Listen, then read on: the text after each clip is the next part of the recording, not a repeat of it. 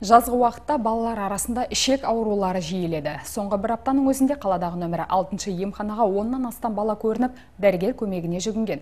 Осы ретте қала емханаларында дені сау бала кабинеттері ашылып, жас аналарға сәбилерді дұрыс тамақтандыру жолдары түсіндірілуде.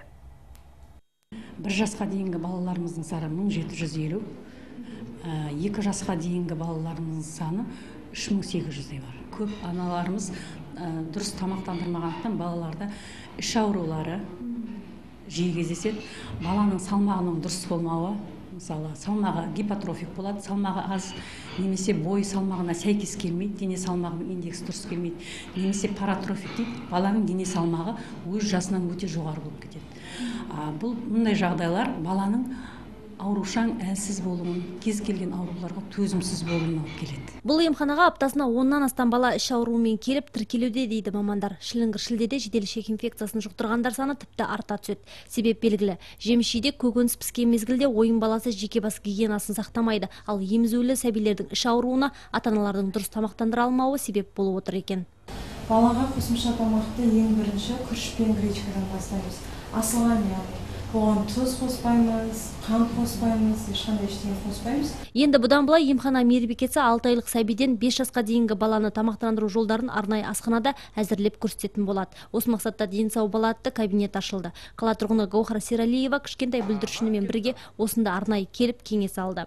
Дәрігерлерден бұрын енді сұрап алатынбыз расында да. Қазір өздері түсіндіріп атады, өздері нелеріне шақырып, көрсетіп көзімізге. Рахмет сол үшін.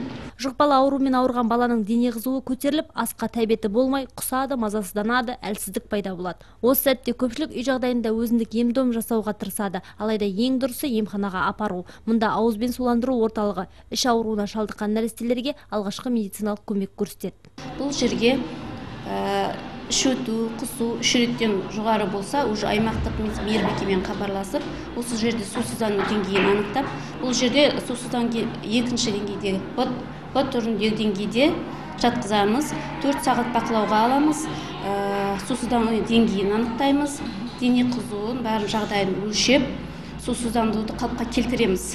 Тек аймақта ғана емес, еліміз бойынша 5 жасқа дейінгі бүлдіршіндердің тамақтануын оңтайландыру мәселесі өзекті күйінде қалып отыр. Сондықтан ақ халаттылар іш ауруының алдын алуға басымдық бермек. Осы мақсатта емханаларда ашылған дені сау бала кабинеттері мен ресурстық орталықтар ана мен бала денсаулығын жақсарту жолында қызмет көрсетуге әзір.